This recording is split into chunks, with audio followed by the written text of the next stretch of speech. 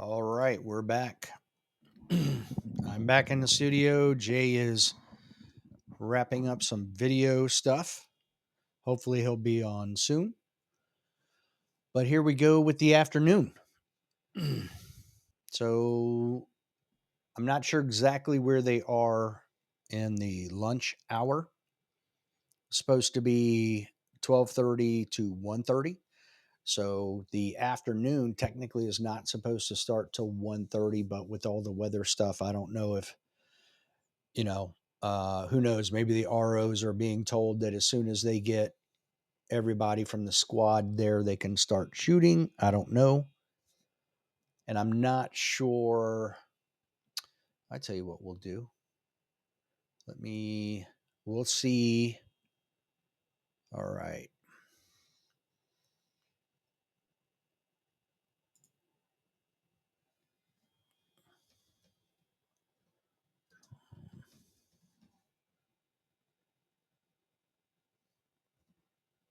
Okay, that's not going to work. See if I can find. Let's see. Hold on a second. We'll go there. All right, here we go. All right, so it looks like the morning squads are done shooting because John Vlieger shot the morning. He has a stage overall on every single stage except for 4 thus far. But he has completed shooting this morning, has not started the afternoon yet, which I wouldn't expect him to. It's a little early, but that's where we are. So I would assume at this point, even though they were running a little behind, everybody has completed the morning shoot. So that means too that Tanner Dungis should be done. And no, well, maybe he is. I don't know. But I'm not seeing a score for stage 6 yet. So we'll have to wait and see.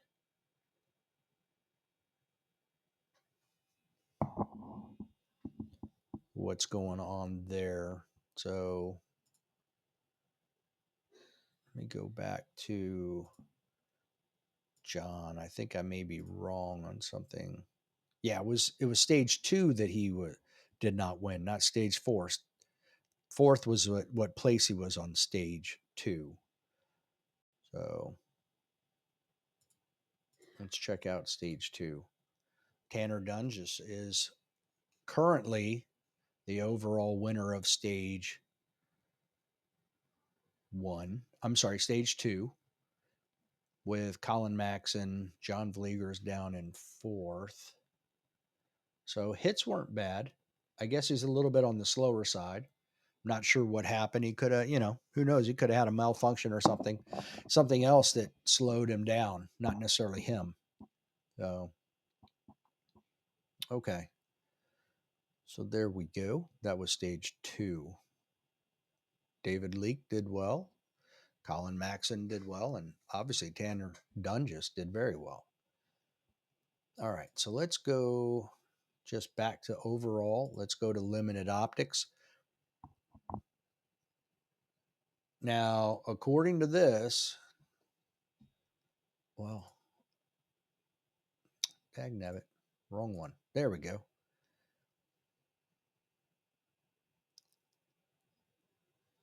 According to this, he's done. There we go. So he did finish stage 6, which he is 3rd overall currently. And again, you have Saturday afternoon, Sunday morning squads coming in at 1:30 to shoot. So they still have to shoot these stages as well. So, and in there you have basically the PCC Super Squad. So there's a good chance that they could end up being the high overall on these stages. But Tanner Dunges is done. with 235 Alpha, 75 Charlies, and 3 Deltas total. That's it. No other penalties, no mics, nothing else. So fairly clean match.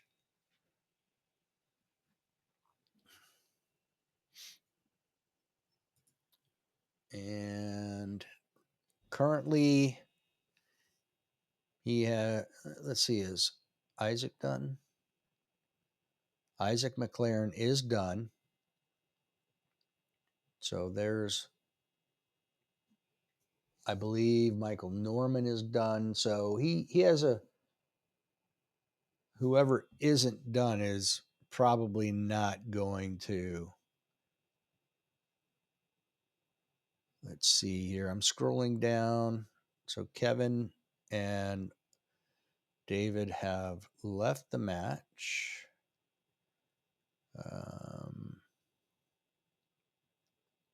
So you do have Samir Patel, who is a grandmaster, and Jake Vacek, also grandmaster. So there is the chance that two of those two could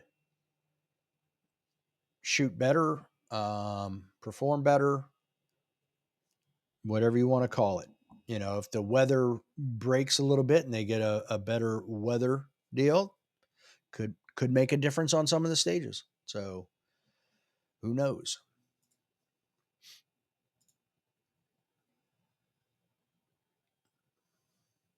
Taylor Chen, right now the team captain for Hillsdale College, sits second in limited, well behind Joey, but Joey's the reigning national champion. I don't expect too many people to give him much of a run in limited. 100, 100, 100, 100. Yeah, I mean, Joey has the high overall for limited in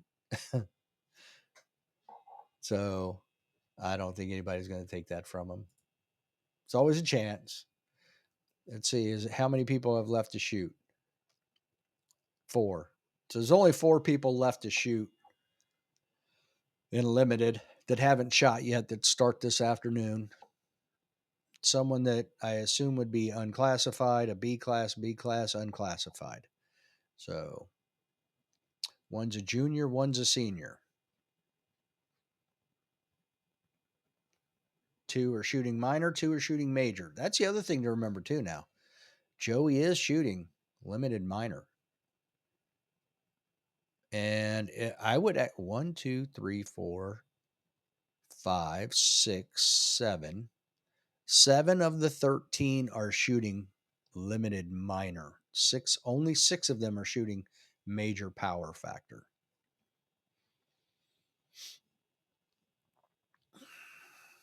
All right, I don't know. We're going to go ahead and start off with some video footage from earlier.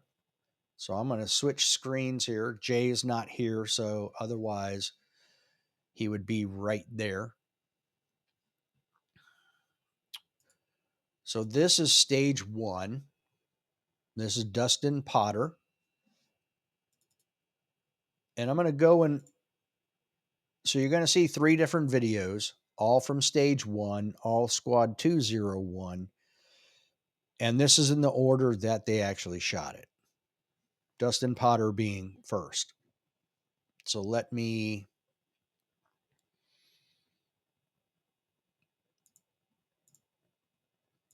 I've got to set this up real quick, but it'll only take a second. Let me add that to screen. Here we go.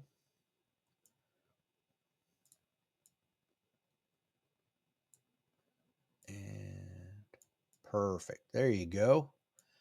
Nice. Here we go. Dustin Potter, stage 1.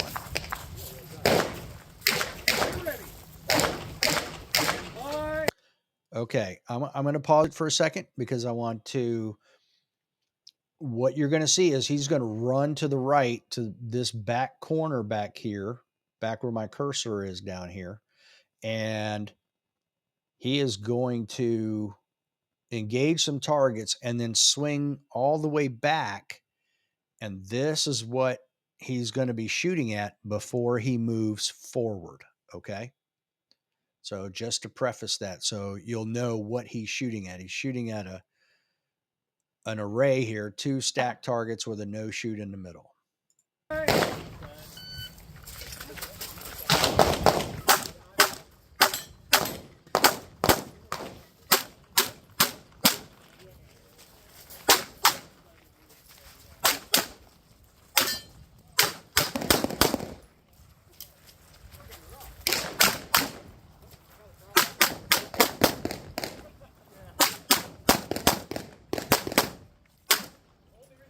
And there you go.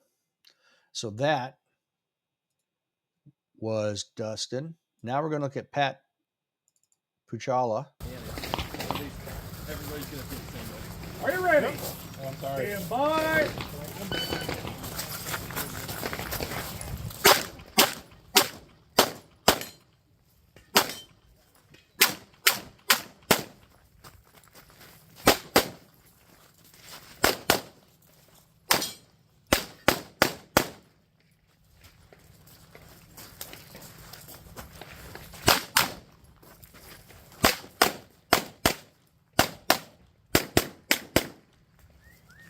All right.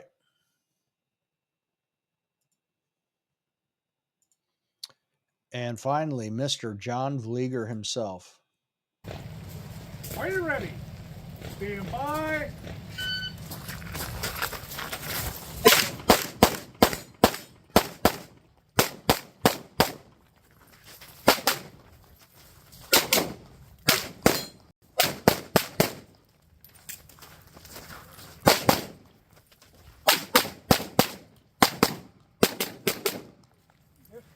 And there you go. So that gives you 3 different views per se of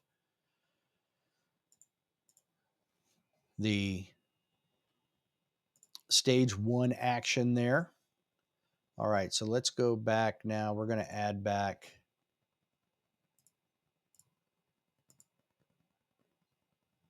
Practice Score Competitor app. So there we go. So as I said, right now, things have kind of calmed down because we're at lunch. Just waiting for Jay to upload a little bit more video. So hopefully he's doing that and touch on what's been going on. Colin Maxon right now is your overall leader in open, but I'd be willing to bet that that's probably going to change. If we go,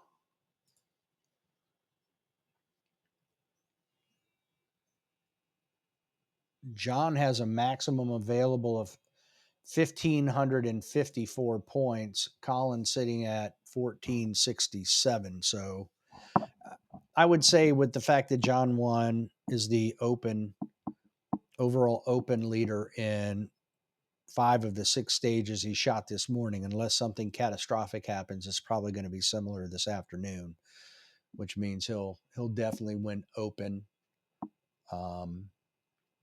It'll just, the overall will be the only thing hanging in the balance per se. And Jay texted, said he'll be on in a minute. So he's actually at the match. So he's rubbing elbows with folks, trying to get interviews, trying to get video. He's got double the workload since I was not able to be there physically. It works out a little bit better for the stream for me to be here because I have fantastic network connection. So that makes that part easier.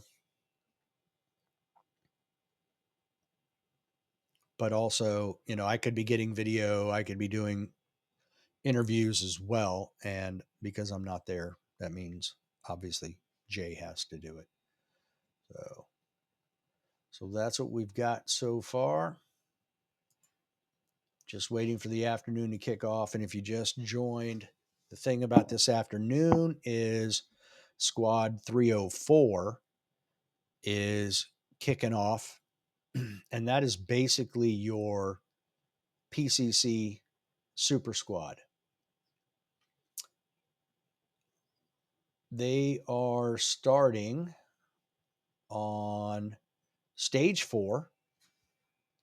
So if we're lucky, there will be enough of a break this afternoon because the rain is not supposed to be, the percentage of rain is not supposed to be as high, but the radar is still not pretty.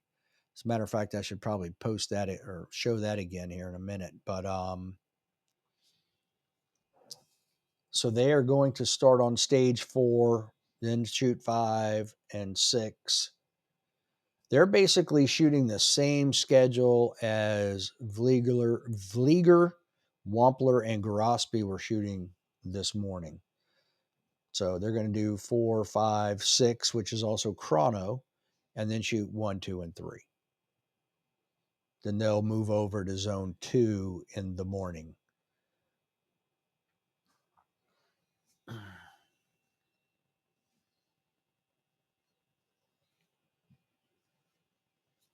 Let me check and see. Nope. Oh, wait a minute. I've got to look on a different browser, see if maybe anything's uploaded yet. No, nothing new. Okay.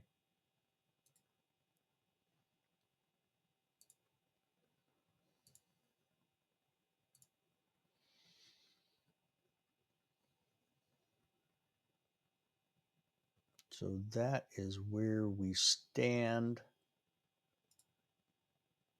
The PCC Super Squad is Mark Schulte, Anthony Zabonik, David Richmond, Tegan Richmond, Ray Smega, Corey Messersmith, Corey Scheel, Riley Fox, Tony Karnick, Brandon Cromwell, who's actually limited optics, Alex Kate.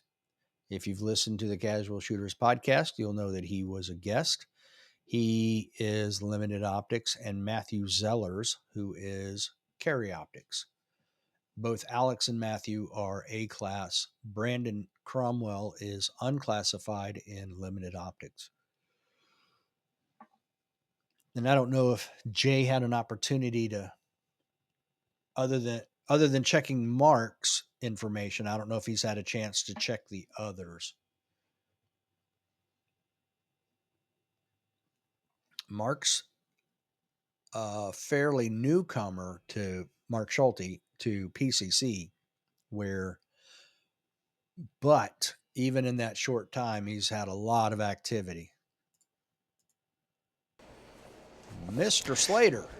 Oh boy, it was a bit of a to-do getting this all set up, Dave. I didn't want to take my remote gear apart, so I'm currently remote from just behind me on the desk there, or to my video receiver right up here to my side. Okay. So still coming to you wirelessly, just over a very short distance. Gotcha. Okay. Well, that's good. You can't lose too much transmission and feet. Yeah, I will say that the difficulty with this is that I actually don't have a way to share the videos I've taken, which I'm thinking of just now. But I suppose I can put those, maybe put some of those up, or we can just have a quick chat before I head back out into the field and start getting some of the afternoon squads. I mean, yeah, we can do anything. So, what has the weather broken at all? Not in the slightest. I think it's probably worse now than it was the last time we talked. Wow. Holy cow. Okay. Well, that's not good for the afternoon for sure. No, it's damp, and I'm not sure if it's gotten colder, but certainly being out in it for a while makes it feel colder. Yeah, I can imagine. I don't think Marengo, Ohio weather. It actually has gotten colder, Jay. Okay. Well, it was in the 50s this morning when we were talking. Now it's 49 degrees. So it that explains. has dropped. I'd say that explains why I thought that or rather, I was thinking that an extra layer was going to be a nice change for the afternoon. If they could wait to shoot till about midnight, 1 a.m., then we're going to drop down to about 30% chance of rain. There might be some small issues with lighting there, but I think honestly people might trade right now. I mean, all those people with carry optics guns with lights on the bottom, I mean, they should be good. Yeah, I did. So the last thing I did before I came in here to have this quick chat was I went and found Tanner Dundress, and I got his run on stage 6 on the overhead camera. Okay. And yeah, he spent, I don't know, a good 30 seconds wiping off the lens of his dot. Oop, just made it worse. Oop, made it worse again. Oop, I need another towel. Yeah, Wow. it's rough conditions for the optics guys. Okay. Yeah, if you have a gun with an enclosed optic, this might be the day to bring it out. Has anybody had any mechanical issues to cause them significant issues? I haven't seen much. I suppose on no, that was yesterday, wasn't it? Yeah, I think I haven't seen any serious issues at least where I've been so far. Okay. Well, that's a plus. I mean, it's days Definitely. like today you worry about those mechanical issues, but if they're not really having them, okay. It's just human issues. No, that's it. That was actually a little topic of discussion in the tent. The squad right before Tanner's is one of the Hillsdale College squads, and somebody said, "Wouldn't it be crazy if guns didn't work in the rain?" Well, some don't. Right. Yeah, some don't. You don't have to go very far to USPSA match in the rain to find a gun that's not working well in the rain. Right. Otherwise, you can't shoot it. Yeah. You got to find another gun. So what was their wrestle with the bolt action? There, exactly, and that's not good. So what was Hillsdale College overall thought of or feelings with the match? Are they still happy to be shooting, or is the weather affecting them as well? No, they seemed in pretty good spirits. I didn't really have a chance to chat with anybody on the squad there. I just filmed a couple as they were wrapping up, and then I was camped out under the tent for waiting for Tanner's run on the final squad of the morning on stage 6. Okay. Well, I'll keep waiting for you to upload some videos so I can share it. To start this off, I went ahead and played the 3 that we already have again and chatted about some stuff. So, but I want to go ahead and ask you the question real quick before you head back out, and that is, yeah. So you saw the picture with John, so you know the target now I'm talking about. Yep. So rate for me the risk of disqualification shooting at that target as you're moving past it. I think probably not more than 10%. It's okay. It's obviously there, fairly wide out to the right, but it's not placed in such a way that it's available after the 180, and there's enough margin that even if you're on it a little bit after you're overrunning it, like even after you run past it, you still got a little bit of room. Okay. So I'd say it's probably like a 160-ish target. I think it looks deeper on the 180 than it is in the video. Okay, yeah, and that's where, you can't, that goes back to the whole discussion of can you use video replay for, penalties and disqualifications and stuff. That's one where it's like you look at it and John doesn't look anywhere near disqualified. That's not what I'm saying, but it's like you really can't judge what the angle is from that perspective, not knowing where the target is. Maybe an overhead with a drone. Yeah. You could, but that ground level, it's hard. It's like, man, how I kept seeing, shooter after shooter going through and doing the same thing. I'm like, I wonder what the risk is there. Doesn't seem like much because everybody's just running past it, but the angle is confusing. Yes. Yeah, it can be for sure. I think that it was a difficult one to get on the drone even because what's it called? Because those were hidden from the angles we were generally taking. And I think from the other side it'd be difficult to see because then you'd be edge onto a bunch of the targets on the left side of the stage. So it's one where maybe almost like the very high overhead perspective would have been better. But I don't know that we're going to get the chance to test that at this match. No, probably not. I don't even know if you're going to be able to do that tomorrow, to be honest with you. The looking at the it looks like it just goes wait a minute, what's going on here? Oh yeah, there. Yeah, I mean it's just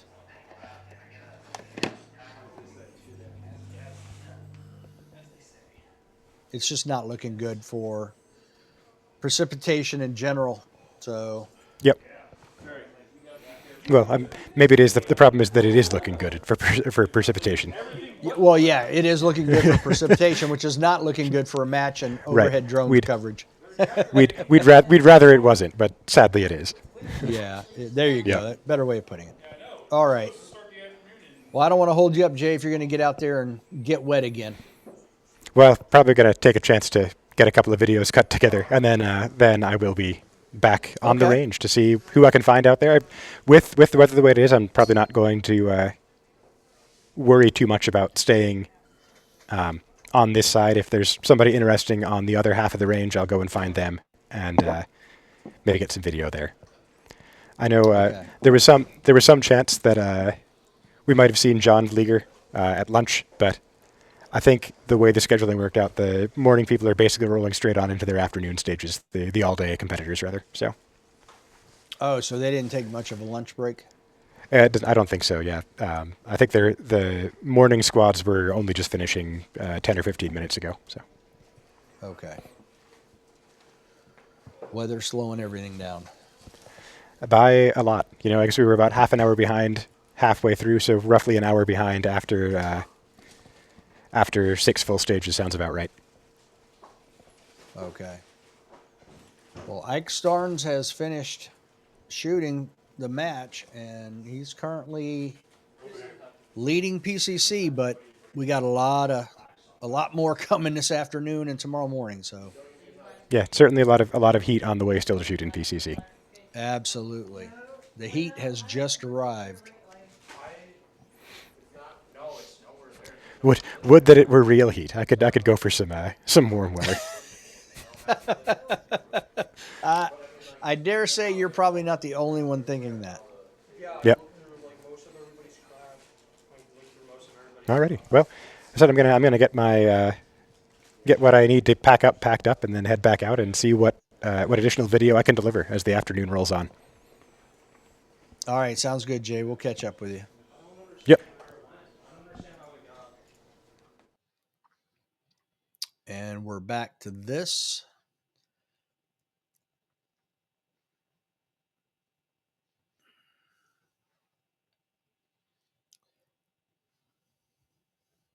I'm going to turn my camera and mic off for a few minutes, and everybody, I will be back once we start getting some more stuff. I'm going to leave this screen up so people can look at it, and I'll be back.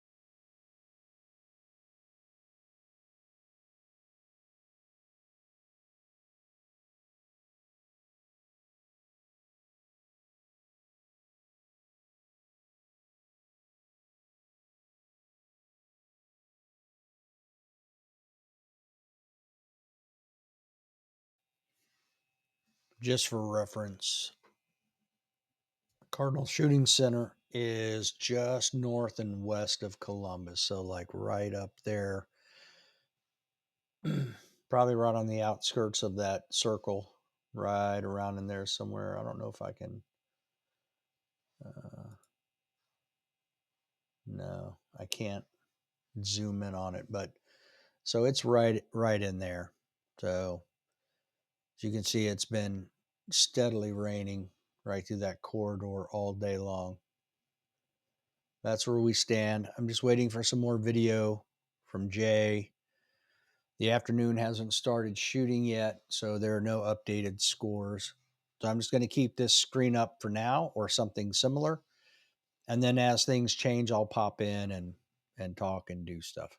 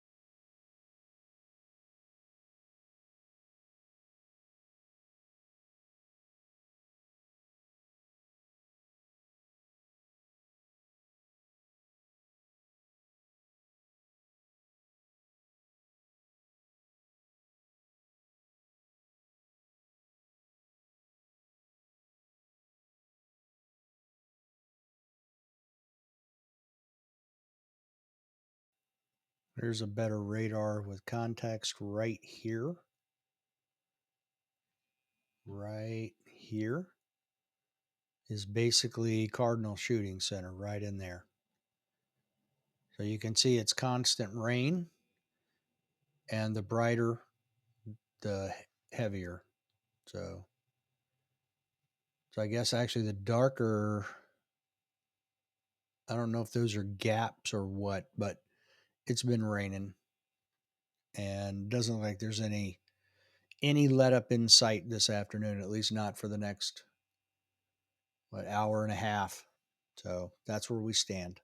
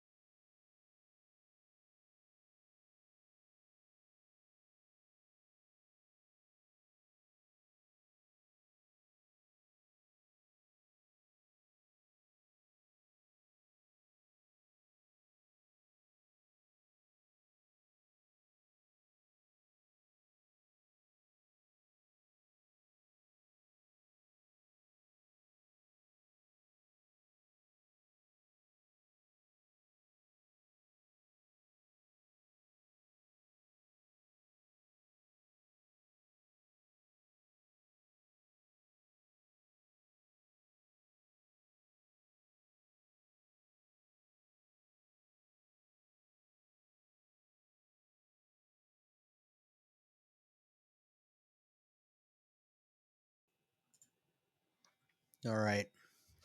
So you can see by the red circle where Cardinal Shooting Center is. I had to actually maximize it on my screen in order to see it.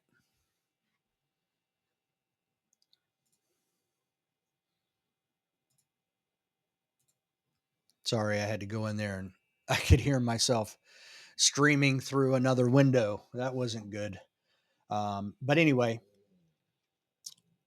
I had to maximize this on my screen in order to find it because it's too small and where I thought it was not correct. But now I've got it centered exactly over Cardinal Shooting Center, which is almost right there at that 71 interstate marker right there. So Jay has been uploading some more stage runs. 2 more have uploaded. I'm about to share them here in just a minute from stage 6. Stage 6 is a Y-shaped stage. As a matter of fact, I will go in, pull that stage up so we can see what it was or what it is. I'm sorry. All right. So I am going to stop sharing that. Oop, I can get rid of that too. And now I am going to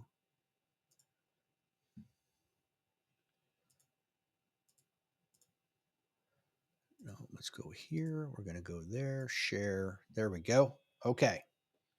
So this is what we're looking at right here. Stage 6. All right, we'll call it a draw. So they're going to stand outside the shooting area.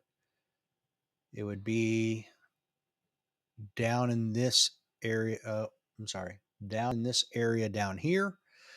They'll be outside of the shooting area. And then there we go, down in here. Now, what you're going to notice is you're going to have to, this steel popper back here has to be engaged here. You have to move to this side to engage the swinger here. So activate on one side, engage swinger on the other. And there's a bunch of paper targets. So 11 IPSC and 2 steel, 2 per. So we're talking about a 24 round count stage. So with that, let's change this here.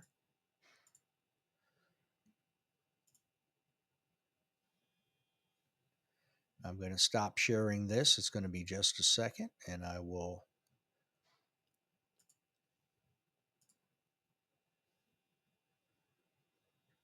So we are going to, I don't want to start with Tanner Donges to start with. So we are actually going to, it's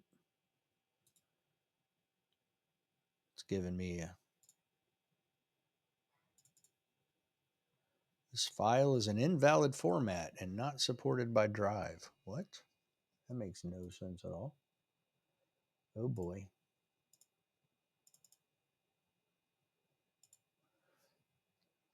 All right, so I'm going to go back to, all right, so for whatever reason,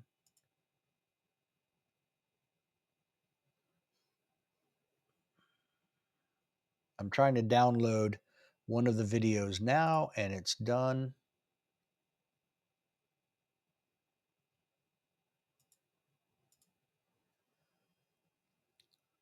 I'm going to try to play that by itself, maybe.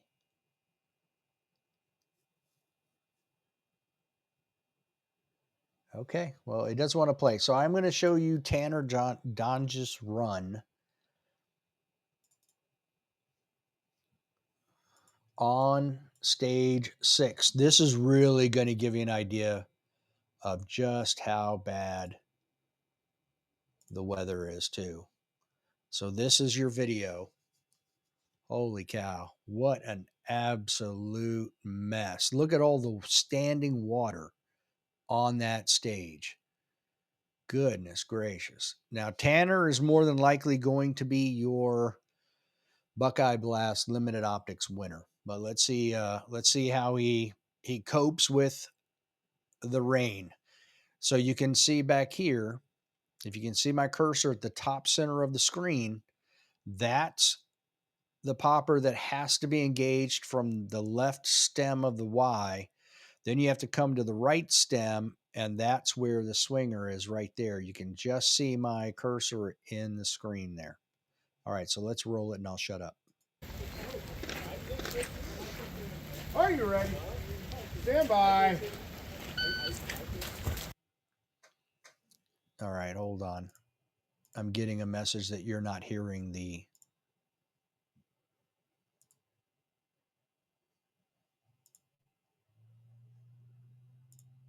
All right, here we go. Let's try this again.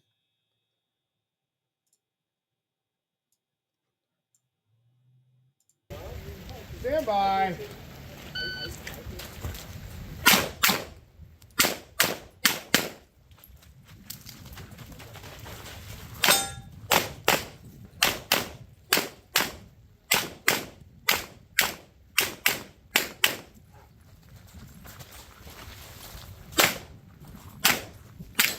So, Tanner! All right, so there you go. Nasty, nasty, nasty weather conditions. Did you see? Let's see if I can. Yeah, let's drop that down to half speed. Look at that splash.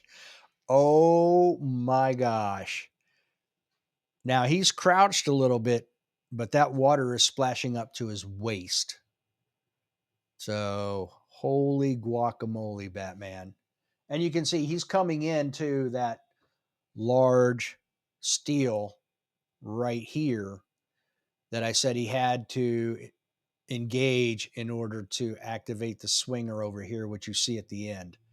So that will give you an idea. I know we saw the weather radar, but holy cow, that puts a whole new perspective on the amount of rain they've been getting. It's been nonstop raining today. And it's not, the percentages go down overnight, but they don't go to zero. They go to like 25, 30%, and then they just kick right back up again before morning shoot starts. So not good. All right. So we also have stage 2 with Mr. Vlieger. Before I go there, though, this is the video that doesn't want to play. I don't know what the problem is. Let me, the,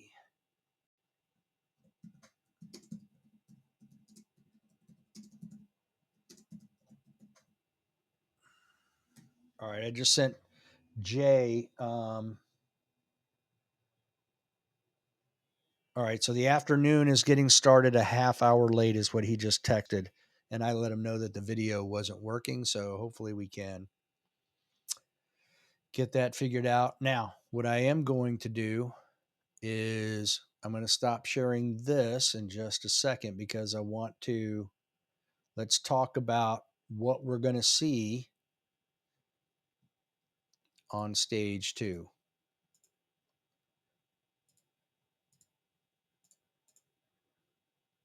All right. So here is stage 2.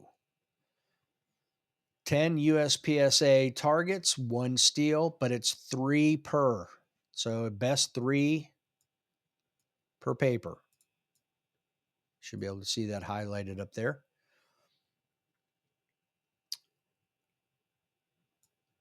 Let's see. I'm not sure the starting position. Starting position inside the shoot. So it's anywhere inside the shooting area. Okay. Is what we're talking. Let me.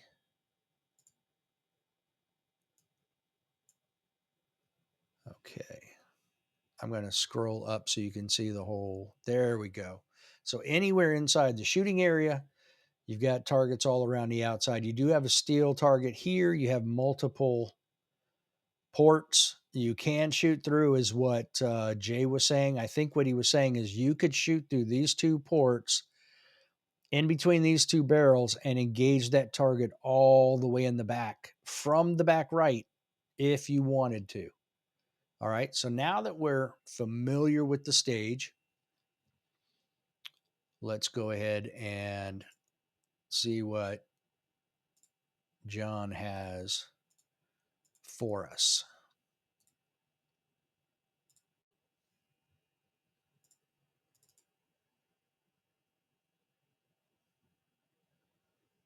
Maybe.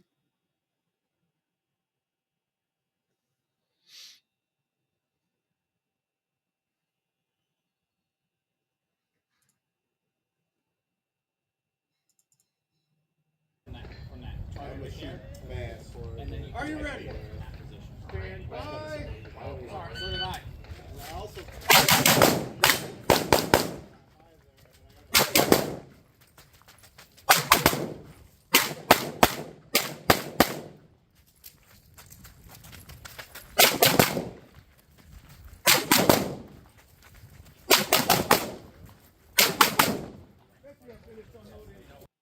There you go. Man, I tell you what, this weather right here, where you will find out very quickly if your gun is a water baby or not.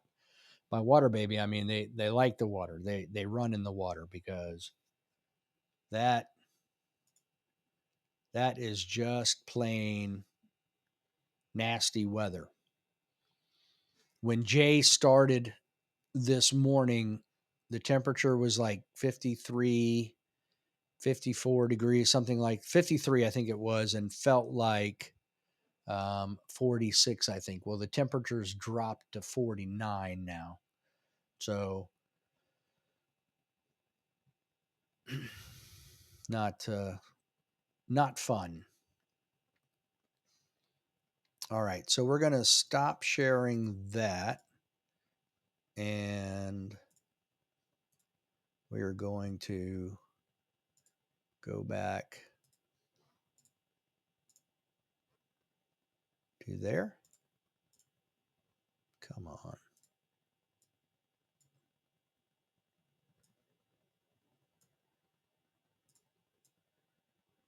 All right. Sorry, I just got to resize it each time a little bit. Okay. So let's go to open.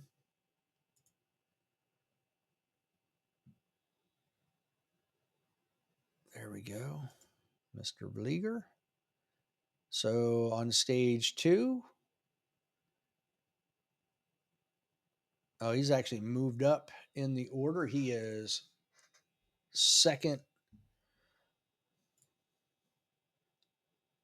Colin Maxon has the open stage win on that stage, with John being second at 95%. So on that run, he was his time was 1986 with 25 alphas, 6 Charlies, as you can see on the screen, 7.5 hit factor. So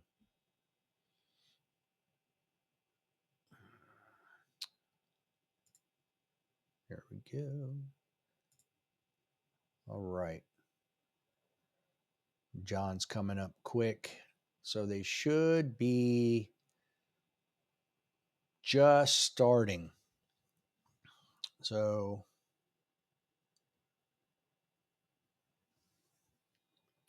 and Jay said he re-uploaded the Kayla Mullen video. Let me just see if I can.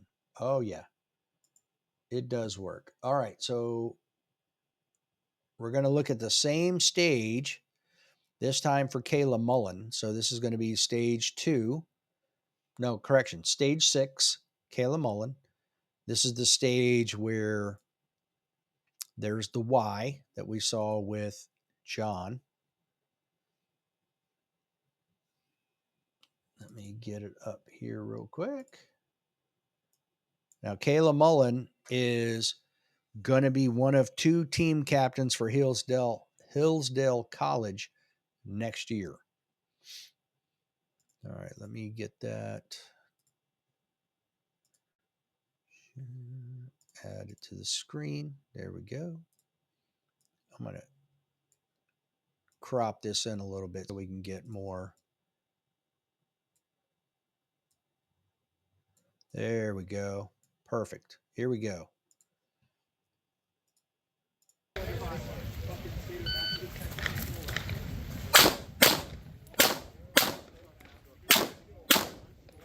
Smart transition there. Interesting.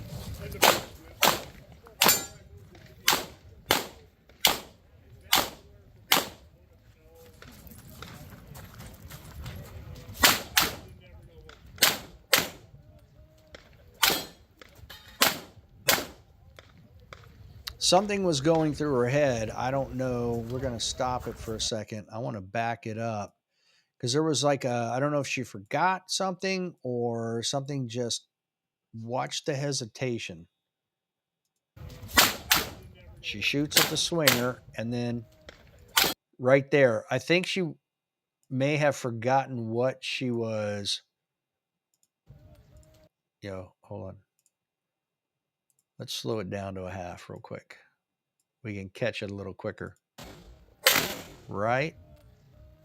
See that hesitation back and forth. I'm not sure what was going on there, but not being nitpicky, just I'm not sure. Something may have caught her eye, I don't know. But there was definitely a little bit of back and forth, just enough to slow her down a little bit. But man, that weather. Now that was interesting too. I didn't see anybody else. She transitions left, engages that, and then runs outside. I don't know if she did it just because she thought maybe it was drier. I don't know. She's obviously not competing for the overall win, so do what you want to do. But I find it interesting that she went this way instead of just. This is definitely to me the fastest route because you could actually hug that right through there, kind of cut off a little bit of time. There's not much hugging to cut off there, that you have to go out and around. So interesting choice.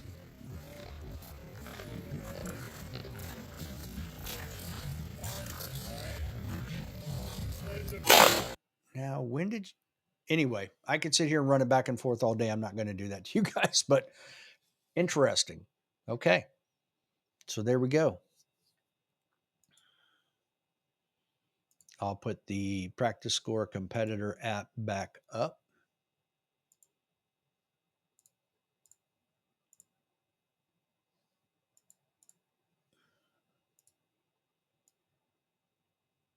I've got to find a better way to do this so I don't keep doing this to you guys, nor do I do it to myself.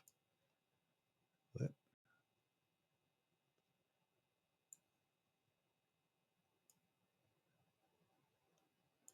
there we go. So that was stage 6. Let's, out of curiosity,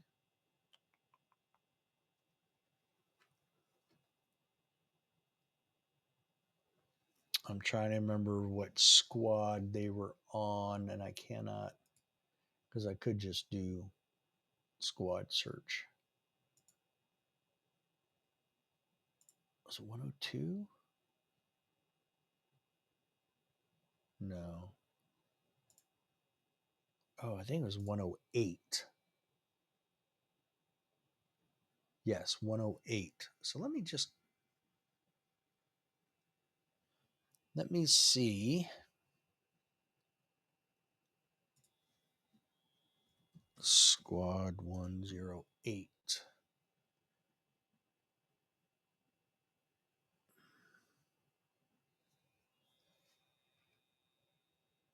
14 Alpha, 3 Charlie, 7 misses, and a no shoot. Okay. All right. So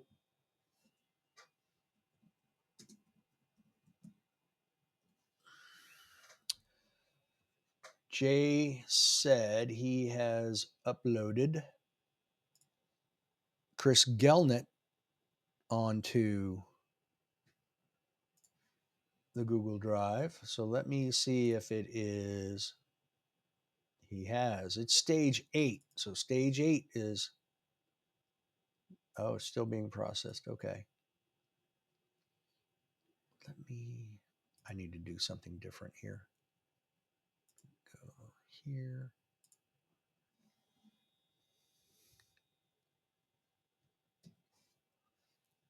Try to combine some of these pages on the same window. There we go. That'll work better.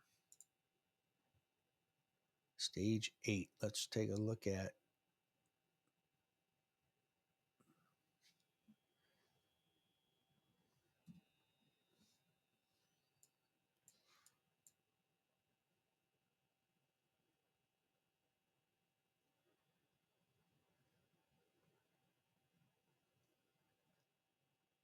All right, so hopefully that will come over nice and clean. Let me share this. Share. Not Sunny and share.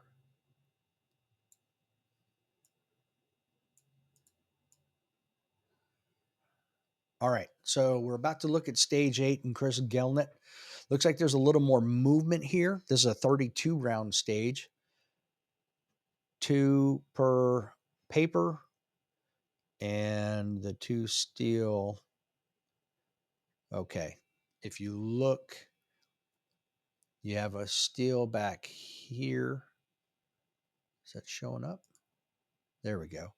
So you have steel back here and steel back here. So it looks like you're going to have to go to both sides of this front in order to engage those targets. Looks like this paper is going to have to be engaged from all the way back here.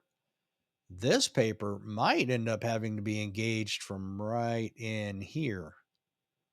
It's almost like they have it the way they have it lined up, and this paper from here. So,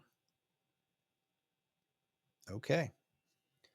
So, an interesting one, standing outside of the shooting area, straddling the start stick, and your start stick is right here. They could not have put it in a more awkward place.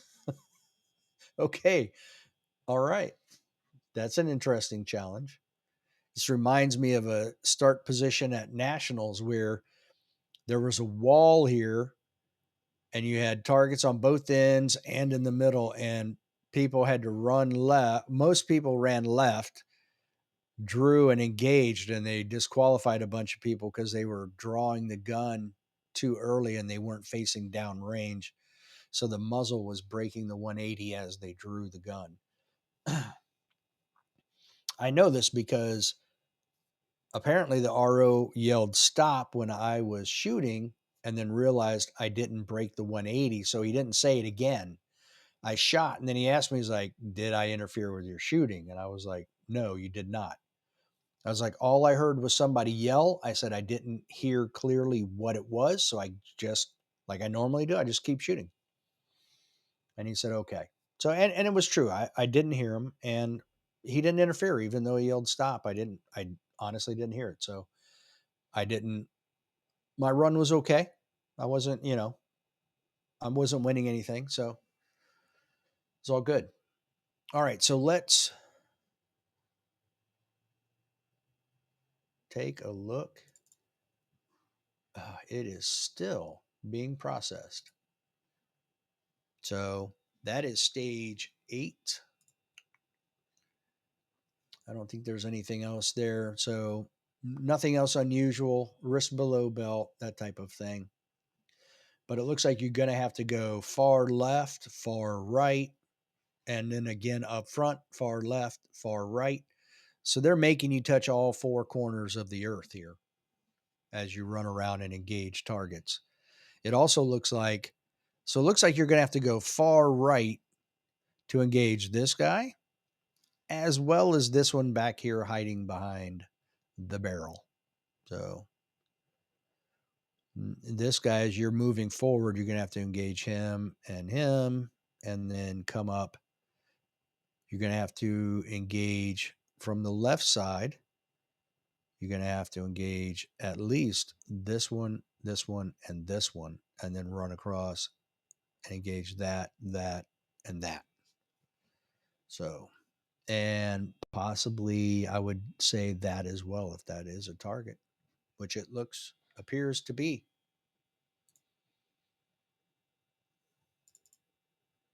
Hey, finally, Mr. Gelnet is ready to go. So let me switch who we've got here.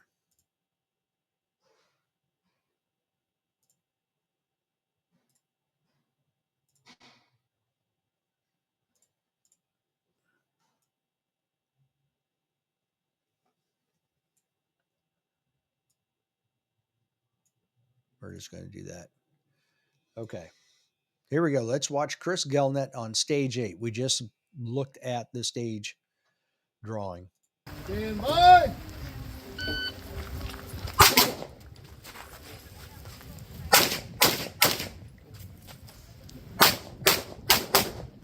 Oh, interesting. Okay.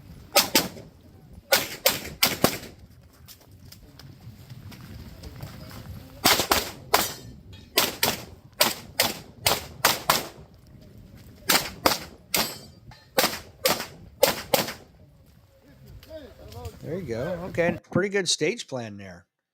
So he was able to cut out the entire.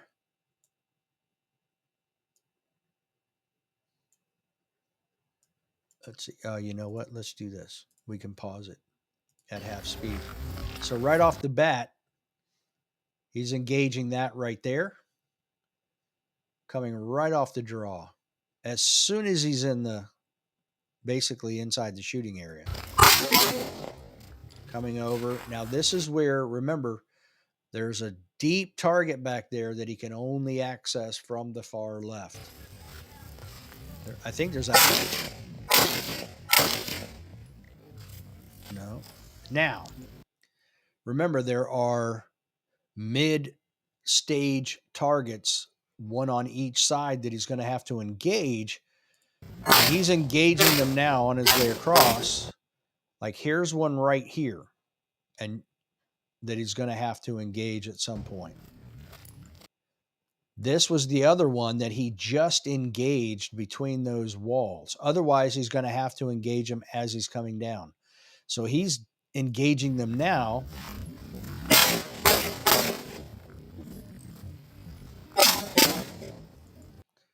And this one has a target right here at the edge of the video, and then one much deeper in the bay.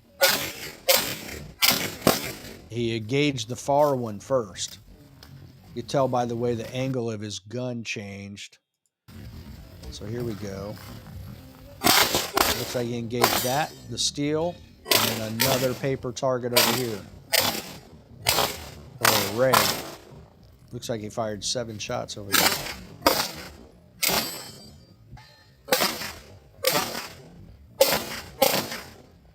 There you go. So that was his stage 8 run. Now, the curious thing would be we'll have to check and see what his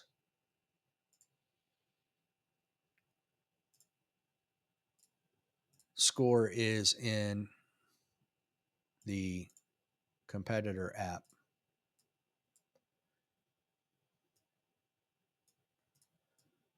So let's do that now that we've seen what his run is. Let's go stage 8.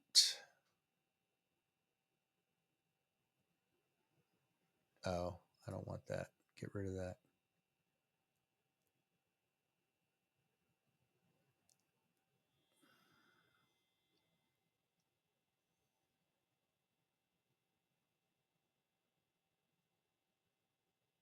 Okay. I would not have expected Chris to be this far down. That doesn't make any sense. Oh. Open Stage 8. Is there even a score for him? Nope. So there's no score yet. That hasn't populated. Let's see.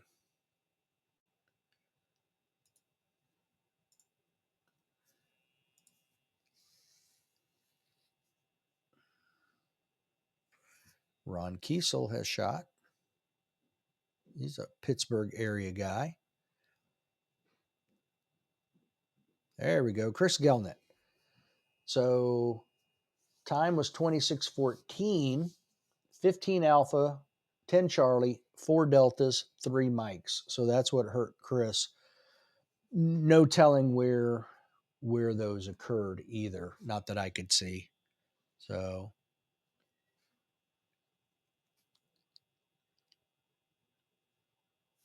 maybe we'll get lucky and Jay will get an opportunity to talk to him. Trying to see. Oh, we have Ron Kiesel on 8 as well. All right. Oh, what a miserable day. Holy cow. All right. So I know it's a lot of switching back and forth. Unfortunately, I cannot. The way I have to share screen, I have to constantly close one, open the other. So you're going to constantly see me go back and forth. So let me just go ahead and add this to the screen. I think this is the better way to do it, even though it takes a few seconds more. It's just a better picture, easier to focus. All right. So I'm going to let it play full speed the first time, and then we'll play it again a second time at half speed so we can see a little bit more. Are you ready? All right.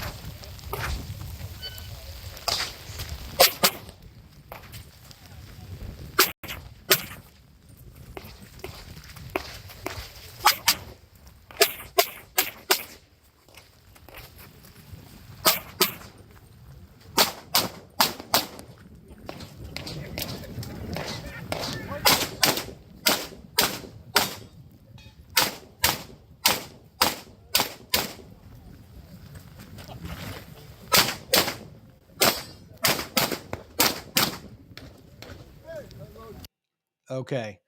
So you can definitely see a difference here. So let's just take it all the way back.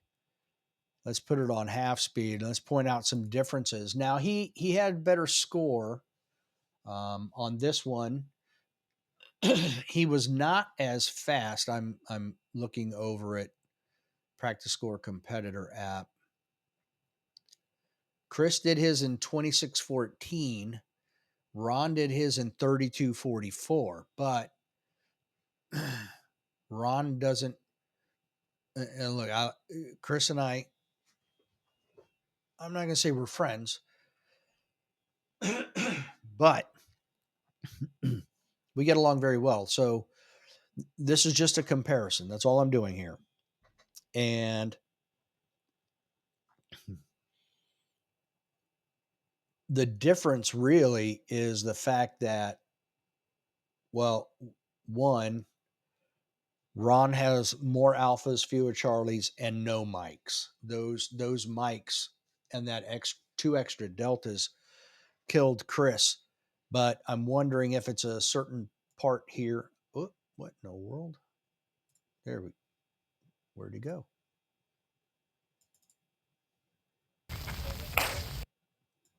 I don't know what happened there. We'll figure it out in a minute. All right, so let's watch it in slow motion. He does the same thing Chris did coming out of the gate.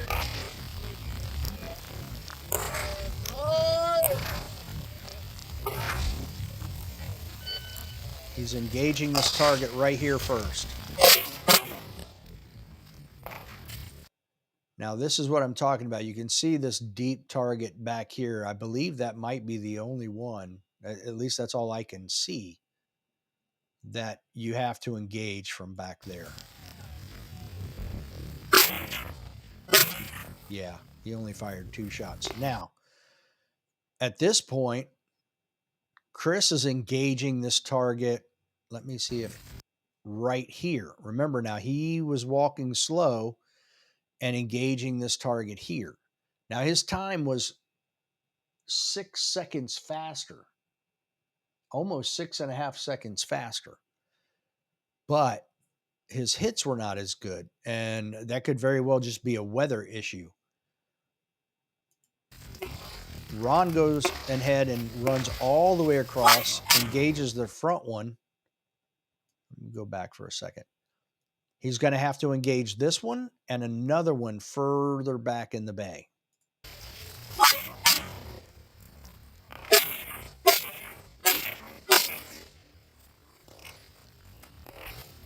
Now, he's going to engage this one. And if you remember, Chris engaged it as he was moving across the back of the stage.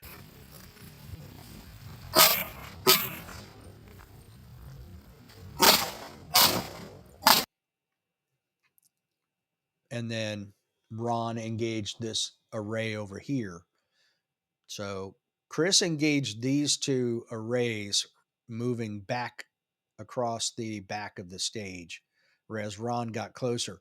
You see, Ron was pretty close, and he was pretty deliberate with that, with the aiming. So there, the weather's just got to be absolutely horrific.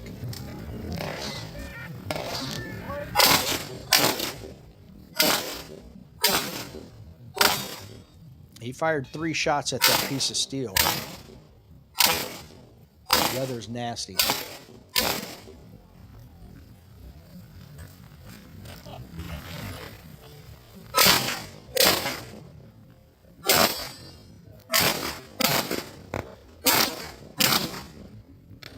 There you go. So that was Ron.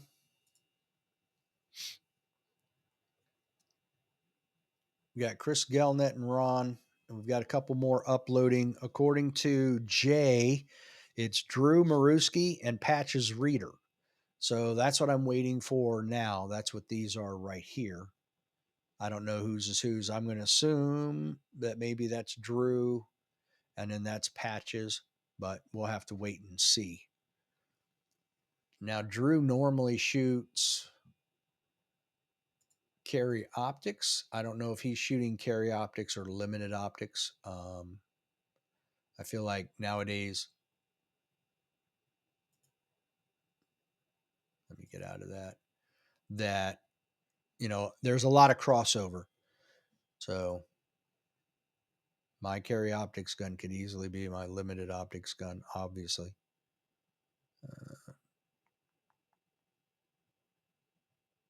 I don't know what squad Drew is on. I would have to go back and try to figure that out.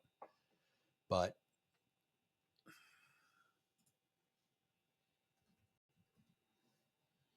let's see here. So he is shooting carry optics. Okay.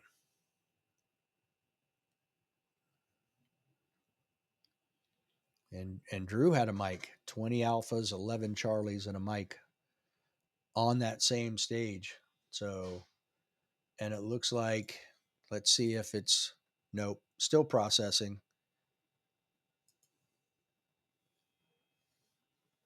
We'll have to give it another minute, but I don't feel like switching back to the Practice Score competitor app at the moment, just to switch all the way back again.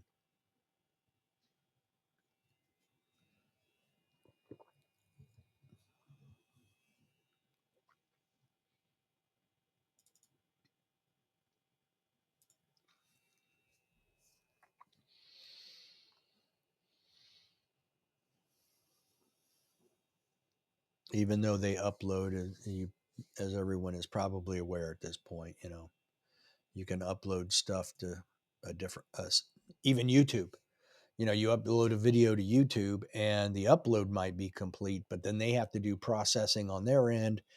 And I'm sure with YouTube, they're scanning it for anything that goes against their community standards. So as soon as Drew's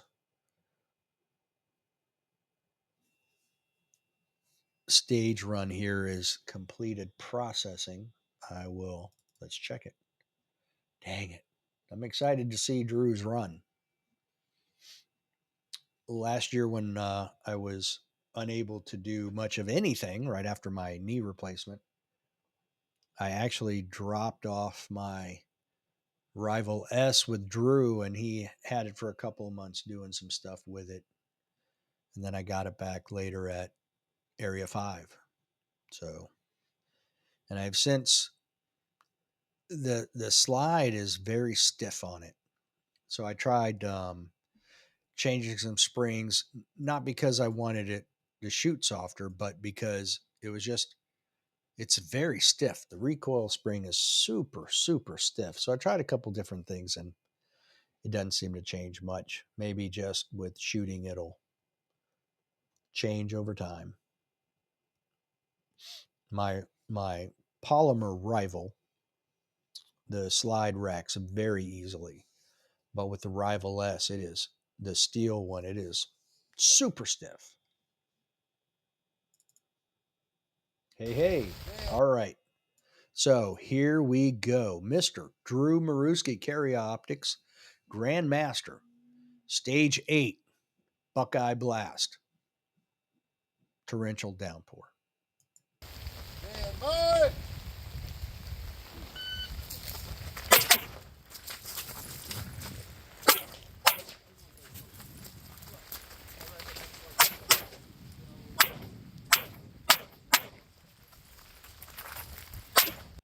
want you to notice something. Look at his grip. He's got a finger over the trigger guard there.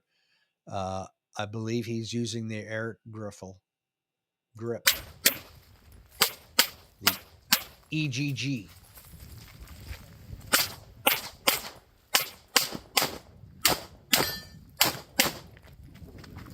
Interesting.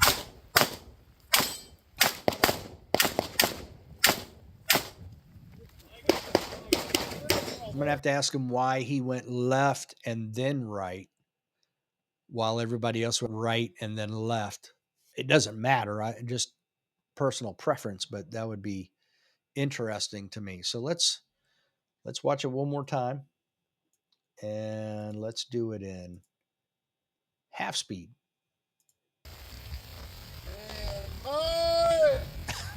That's a long command. Same thing as the other two, immediately draws and engages as he's moving past this first target.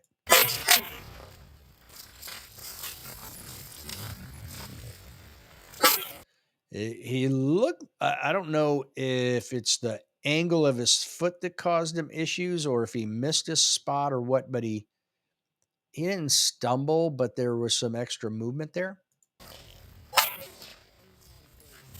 Nice. I like the way he loaded his left leg and pushed off and got to moving quick. Gun up and ready.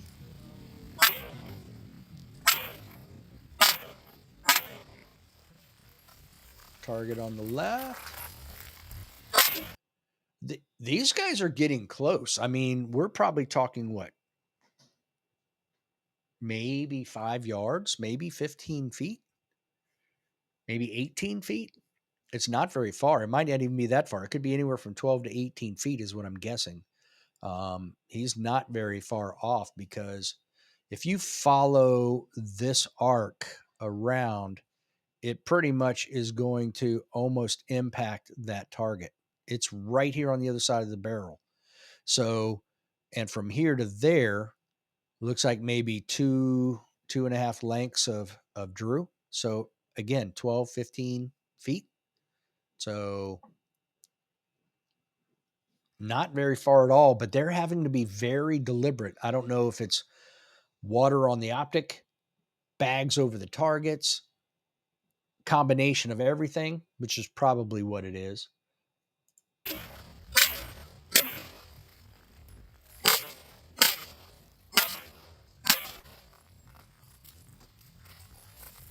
And then right to the left front.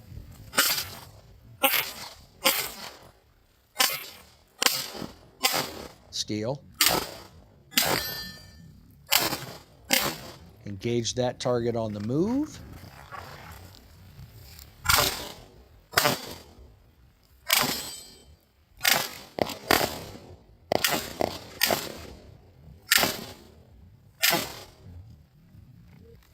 Very good recoil management. So interesting views of this stage. And everybody's having to be extremely deliberate with their aiming. I feel like if it was a sunny day, they didn't have all this stuff going on, we'd probably see more movement and faster times on these stages. All right, so we're still waiting on Patch's reader. That one's not up yet, meaning it's uploaded, but it's still uploading.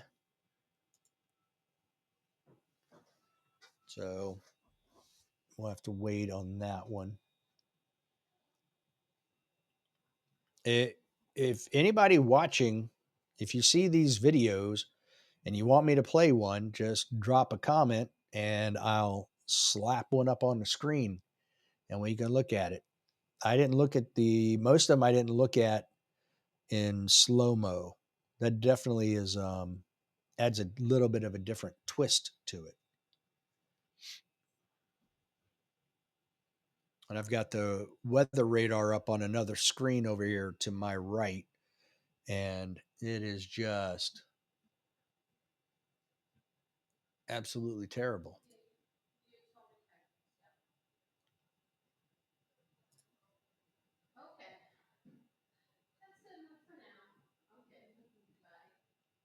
Let me see. Yeah, it's not getting any better at all. Looking at the weather radar.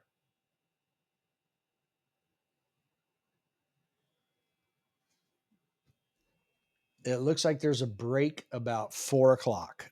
So poor Jay is going to be stuck there. So it looks like he's uploading.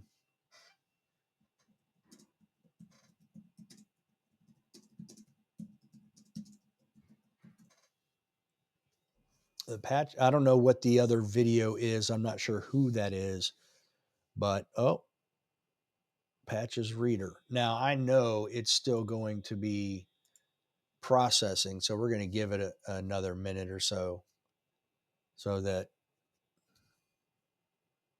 it hopefully will be done processing before we slap this thing on the screen.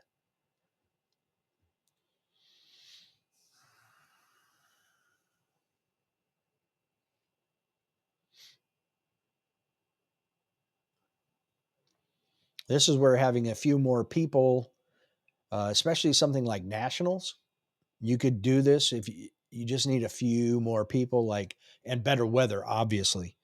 But I don't know what SUPS is like. I've never been there.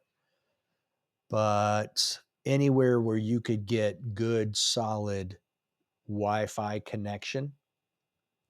And I've been hearing nothing but good things about SUPS with reception, whether it be cell coverage or whatever. But you get like three, I think five about 5 people would be good because you could leave 2 people in the studio and you could have 3 people out and about, especially if you had, like you do at nationals, where you have 3 zones, 3 different shooting zones. You could have a person in each zone. So you could literally be constantly going back and forth to the different in the field reporters who are videoing stuff. So you could go live and watch, say, Jacob Hetherington on a stage, and then over on zone 3 we have name somebody that is getting ready to shoot, so you can go to them and you can just keep cutting back and forth. You can have them all ready to go. You just have to hit the button to get them on the screen. So let's see if Patches, nope, still processing.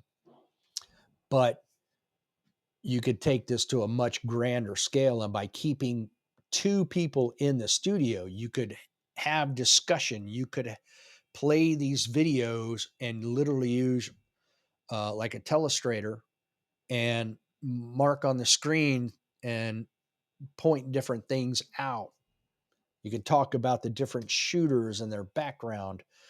There's a lot of different stuff that can be covered and make it you could basically make it an ESPN broadcast like they do golf. That's how I envision this, is like golf broadcasts, where you're not saying much while they shoot. When the stage run, when you hear the beep, pretty much quiet, maybe a comment here or there, but very quiet, so the listener, the viewer, can watch and enjoy and then talk about it afterwards. All right, still processing. And then, you can wait for the scores. You got Practice Score Competitor app up, and you go, oh, looky here. Okay, he's this. This is where it puts him. And you could literally have a scoreboard like Jay has created that automatically updates standings for each division as you go, like instantaneously. So lots of options, lots of things that can be done. You just have to find people willing to do it, willing to support it, willing to back it. Because obviously it's not going to be, oh, why do I do that? Oh, I'm sorry, that's not what we wanted. We wanted Patch's reader. And still processing.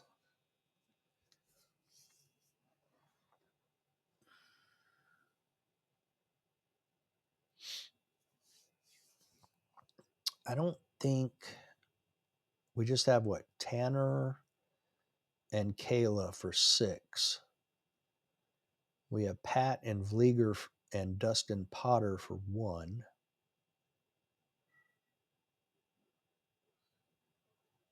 Hmm.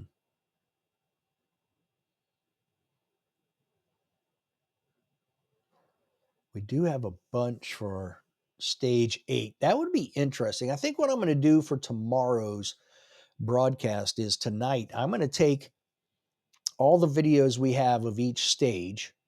So, say all the videos for stage 1, which is Dustin Potter, Pat Puchala, and John Vlieger, and put them on into one video where you can see them all running the stage at the same time, and you can really see where John excels and how he pulls away at times. Oh, no, I think we already looked at. I see. He just uploaded another one. Goodness. It's taking Google a little bit of time to process these videos. The stage 8, I may have to break that down by division, like Drew and Patches, Chris and Ron, that type of thing. Because I think they're both shooting. I think Chris and Ron are shooting open. We know that Drew is shooting carry optics. I'm not sure what Patches is shooting. I'd have to check. But even if he's shooting limited optics, we can still run that side by side against a carry optics guy. So we can still get a good direct comparison, see what the differences are in their stage plan, and how they, from what we can see, how well they executed the shooting moving thing.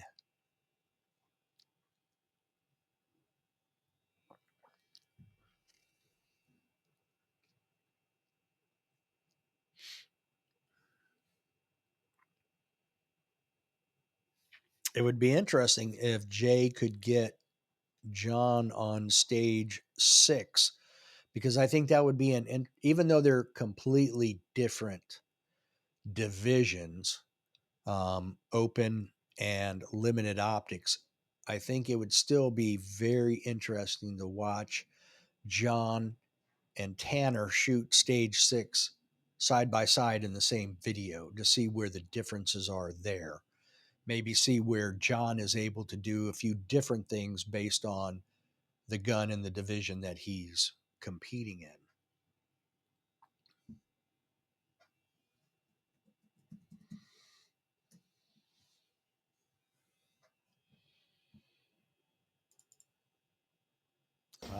Okay. So here is Patch's reader on stage 8. So again, a different view. Here you can see this is the target he's going to shoot first. Guarantee it. Everybody else has been doing it. Why would he be any different? Okay.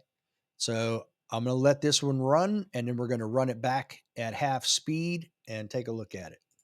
Ready, sir. Stand by.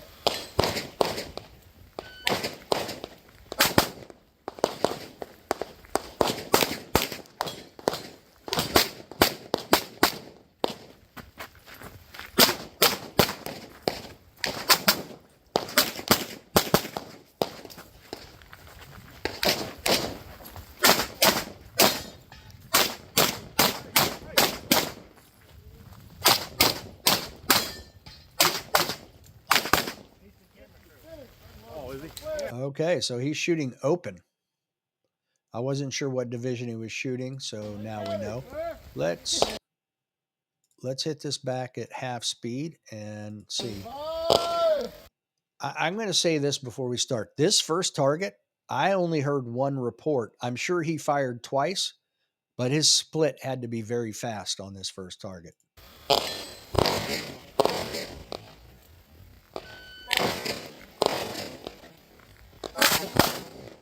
Okay, I definitely saw two different puffs of smoke.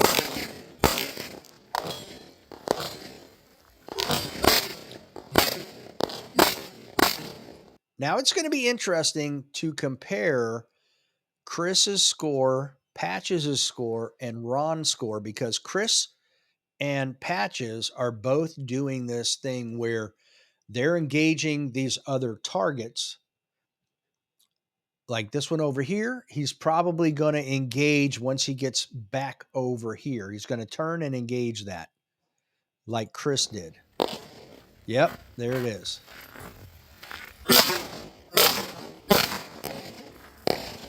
I'm wondering if that's where Chris got some of his mics right there, is on that shot right there on the tucks.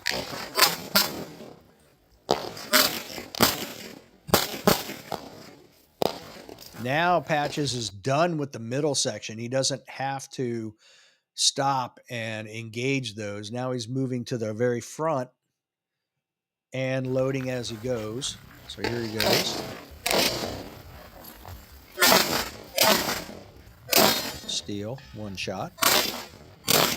Paper, paper. So there are 3 targets right there.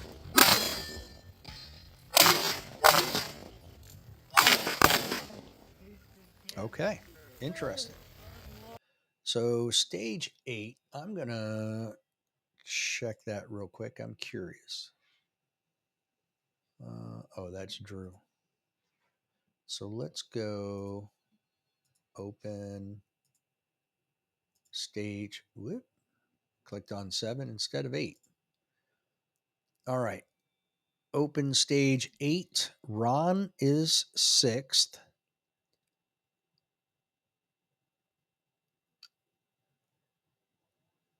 I don't see Patch's score yet.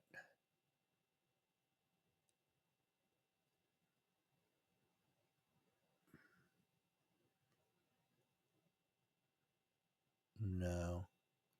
No, they haven't updated his score, and it's been a minute since he shot. But remember now, I've been saying with the weather the way that it is, it's definitely affecting the upload of the scores. I'm going to have, oh, looky there. Okay, hold on a second. While we're waiting for the other stuff to upload and process, I am going to. So we saw Ron's, Patches, and Chris Gelnitz run, as well as Drew Maruski, but he's shooting carry optics, not open. The other 3 are shooting open, so I don't want to I don't want to make an apples to lemons comparison. But we just watched Patches, and he now in open is the current leader for stage 8. Now, John Vlieger will be shooting that this afternoon too, so we'll see if that changes. But 27:72 is his time. Now, the fastest time I saw was Chris. Let's go down to Chris. 26:14 and 27:7. So he's a second and a half faster overall. But again, the hits are the huge difference here. Patches had 24 alphas and 8 Charlies, and he's won that by 4.25% over the next closest guy. So he obviously executed his plan very well, which has thrust him up to 1 on that. So that's very good. Good job, Patches. And I can't really, I guess if we did it by high overall, let's do high available. There we go. Oh, let's look at open and high available.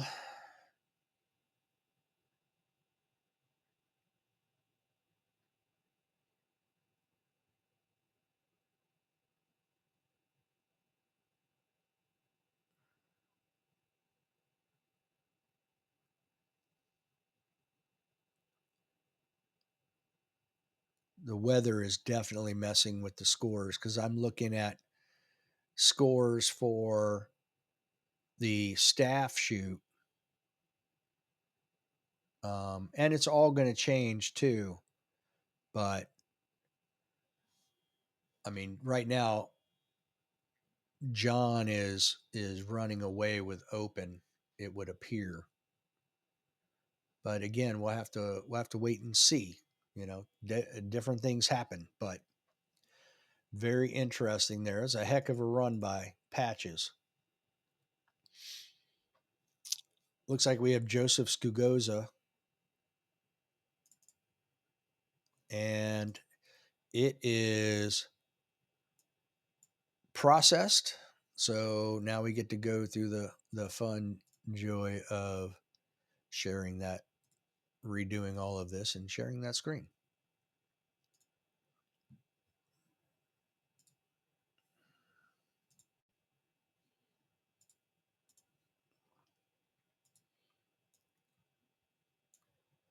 So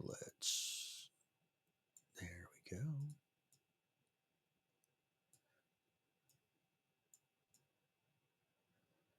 All right, you got to like your shirt. Shoot like a champion today. There you go. Sounds like the quote of the day. All right, again, just like normal, I'm going to do full speed and then we'll do half speed and chat.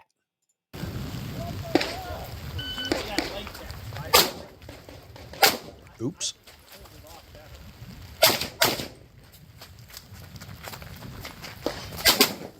Whoa. Good catch.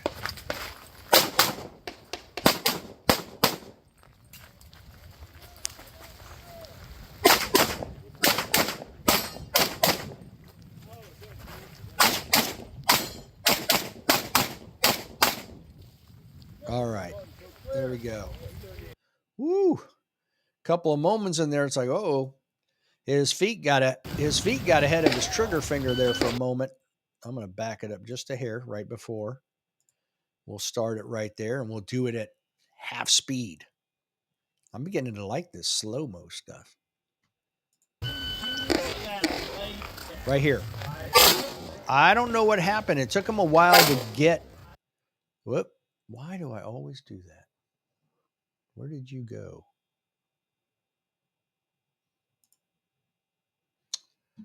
Dang it. Oh well. Let me just go back. I don't know where the video is.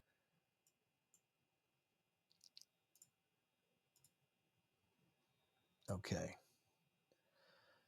I don't know what happened. I'm going to pause it here. Guns up. maybe he's having a hard time finding the dot because he's right there before that first shot goes off. And by now, he's at a point where he can't pull the trigger. His gun's not on the target. So he's got to back up and then get the second shot in. Now, watch. So he slipped a little bit there. Now, watch coming into this position. Okay, not as bad as I remembered. Now, the next one is definitely an issue. So he's turning and running. He is not going to engage these other targets as he moves across the back like Patches and Chris Gelnet did. He's going to run all the way across. But watch his entry into the position at the far side of the back here.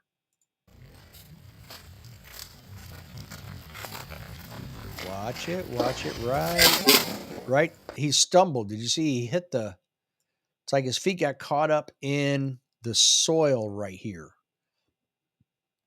Like his toe catches.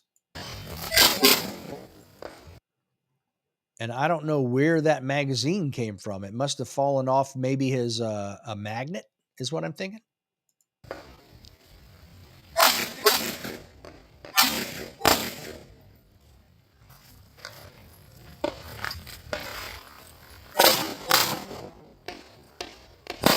He seemed to get deep in that one again too, but it may be the spot he was looking for, but everybody is slipping and sliding a little bit. I mean, the weather is just nasty. Did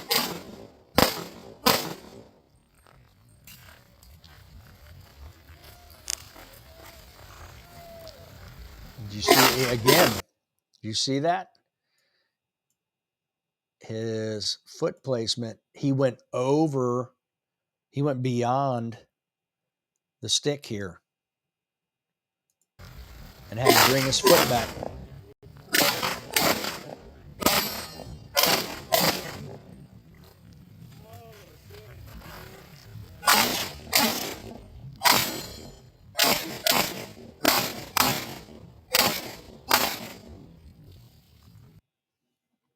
So I don't know Joseph Scugoza. He's not in my area.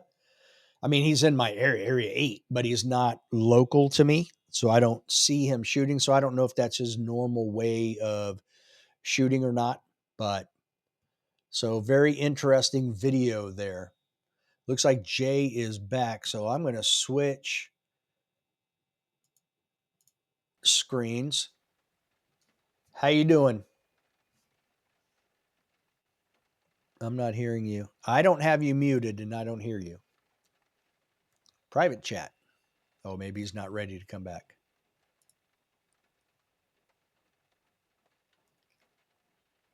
All right, well, just stay there and look pretty, Jay. I'll keep talking about the video till I can hear you. How about now? Oh, there we go. Yep. Just had to flip the switch. I feel like does he go by Joey? No, he's Joseph. He is Joseph. Okay. Yeah. His dad shoots in the lot who goes by Joe. So there's okay. That might be where the other name I'm hearing.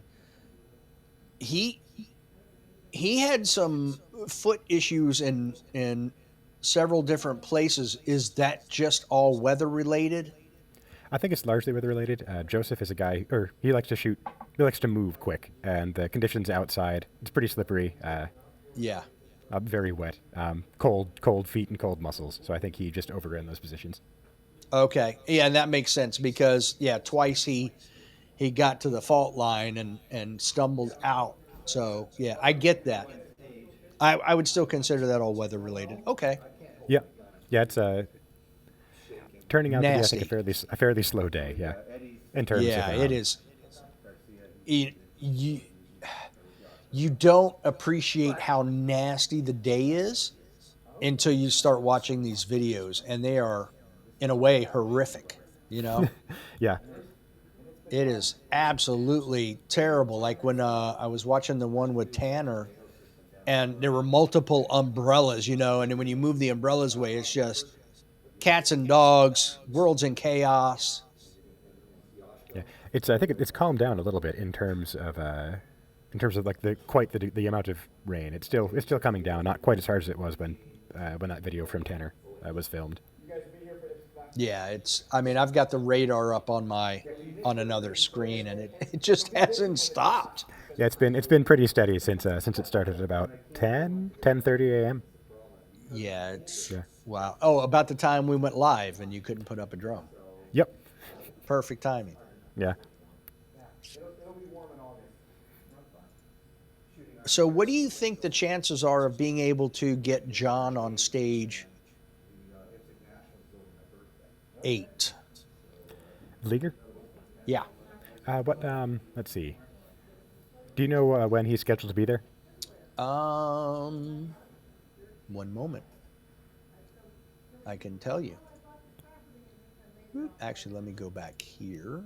Wait, where did it go?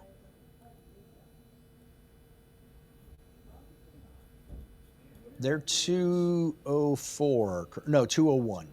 Yes. 201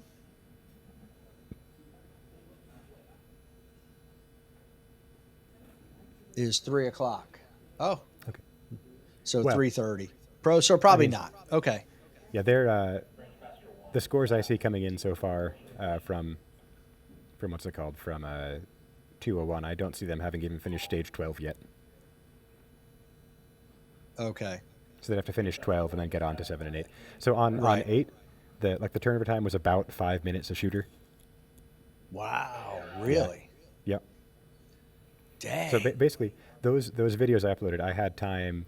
Generally, I probably could have gotten everybody on that squad. I kind of picked and chose people I thought would be interesting viewing, but I had enough time to film it, go back under the tent, cut the video down to just the run, and then upload it and rename it before the next person was ready to go. Wow. So Ryan Snyder. Let me. Yeah, Ryan's another local guy. I know him more as a PCC shooter, but he's running a limited optics gun in this one. Okay. So what I've been doing, Jay, is letting it run through at normal speed and then running it a second time at half speed and talking about different things. Yeah, that sounds good. Go to Michael and say, I'll buy everything.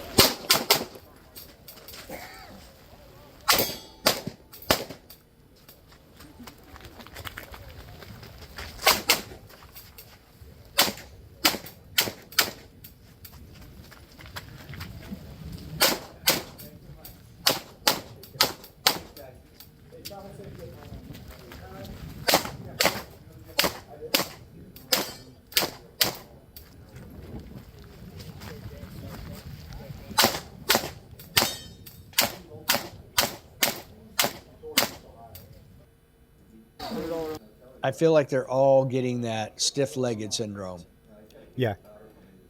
So some of that too. So if you remember Yelnet's video, he took the somewhat more aggressive. He and Patrick Reeder both, I think, took the more aggressive stage Yes. plan of shooting the partials kind of in the middle of the stage on the way across. Correct. I know a couple of people have talked about that, talked about doing that, but decided just with the weather and the bags and all of them shooting optics, the potential for multiple dots. Maruski said he thought about taking the run. Thought about taking them on the way across, but decided the disaster factor was too high for the conditions. So he posted up there in the middle and took them. Yeah. Well, it's almost like hero or zero because Patch's Reader heroed it, but Chris Gelnet zeroed it. Yeah. Yep. That crushed Chris. He had 3 mics on that stage and 4 deltas. Yep. So yeah, and the other thing I wanted to point out before we run this is everybody has been shooting that has not shot it from the back is shooting it from about right here. And I'm guessing it's only about 5 yards to 6 yards from here to that target. If even that, you can go pretty quick on that, even though it's a tuxedo. But everybody, Jay, that you have uploaded the videos and I've been watching and we've been commenting on, they're having to be very deliberate, like way more deliberate than normal. So the weather is definitely hampering I'll put it this way. I think people on the staff day are going to have better standings than normal because of the weather discrepancy. Yeah, I think it's looking pretty plausible at this point that I might hold on to second place iron sights behind Joey Sauerland. Just again because there are people like in even conditions who will probably at minimum do about as well as I will, and given what I shot in versus what they're shooting in, I think I have a pretty good chance of just finishing outright ahead this time. Yeah, I believe it.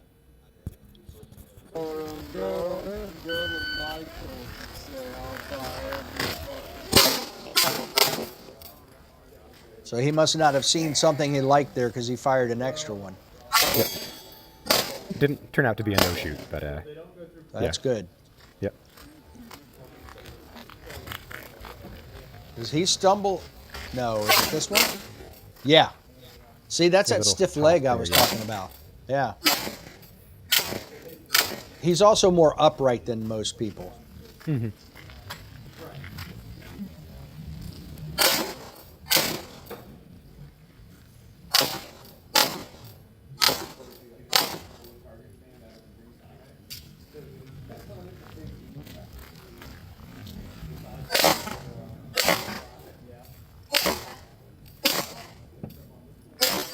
Good job on the steel. Yeah, good to get the first shot hit there. Yeah. And then he stumbles right a little. Yeah, you can see him bounce a little bit. But I think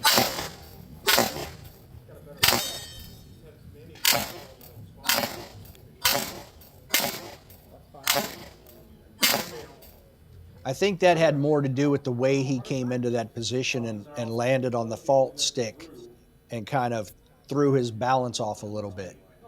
Yep. So very interesting videos, but I think this is really going to give people a different perspective of the crap that these guys are having to shoot in today and more than likely tomorrow morning too. Yeah, it seems likely. Who's the? There's still somebody uploading, or is this? Do you know what that Oh, is? that was a failed attempt to upload something earlier. Oh, okay. All Yep. right.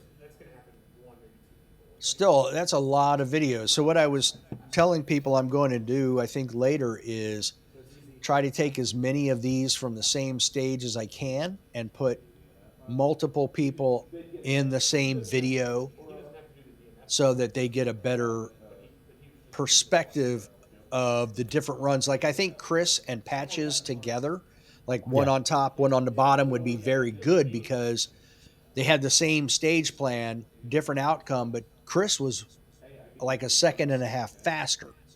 Mm. But again, being aggressive today, the disaster factor is high. Yeah, So it certainly has the potential to not pay off. no, not at all. Yeah.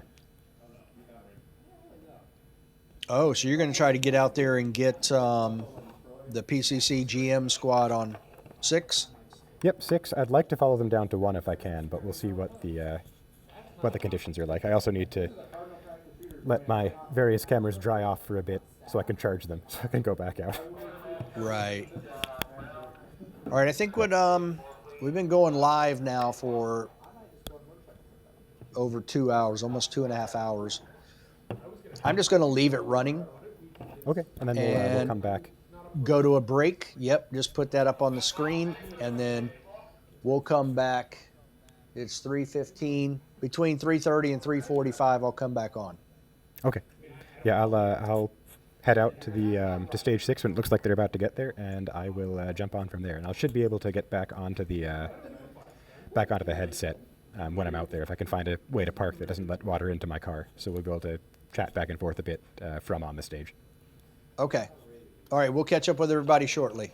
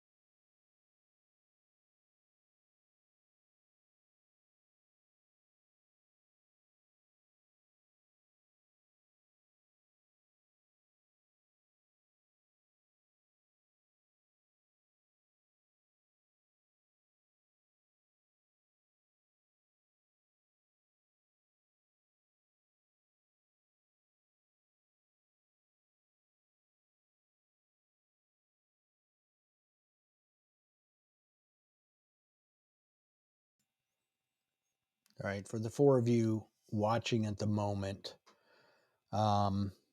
with the way that the match is running long today due to the weather, I am probably going to break this now, create another live stream on Rumble, and then start it back up with this screen here. But I just wanted you to know that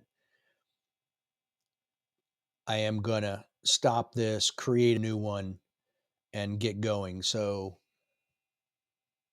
it's probably going to take me about 4 to 5 minutes to complete the whole thing, be back live with this screen. So if you want to continue to follow along, you'll have to go to that stream. But it's also going to make it easier for me when I download all of these so that they're more, I can easily break them apart for later stuff. So I'll just say this. I'll have it up and running by 3:30. That's when the next stream is going to start. 3:30.